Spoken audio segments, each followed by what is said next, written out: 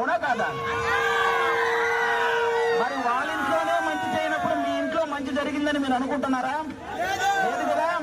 ఇంకో మాట ఏమంటారు జగన్మోహన్ రెడ్డి గారు? మాట తిప్పను మడమ తిప్పను అంటారు, అవునా? మాట తప్పను మడమ తిప్పను అంటారు, అవునా? ప్రత్యేక హోదా వచ్చిందా మనకి? మాట తప్పాడా లేదా? సంపూర్ణ మద్యపాన నిషేధం జరిగిందా? మాట తప్పాడా లేదా? 3,000 రూపాయల పెన్షన్ గెలిచిన వెంటనే వేస్తానన్నాడు, ఎప్పటికేశారు? 5 సంవత్సరాలకు కానీ అది 3,000 అనేది రాలేదు. మాట తప్పాడా లేదా? ఇలా చెప్పుకుంటూ పోతే చాలా మాటలు తప్పారు, చాలా సార్లు మడవ తిప్పారు. కాబట్టి అది సూట్ అవ్వదని మీరు ఒకసారి చెప్పాలని మనస్ఫూర్తిగా కోరుకుంటున్నారు. ఇంకో మాట ఏమంటారు?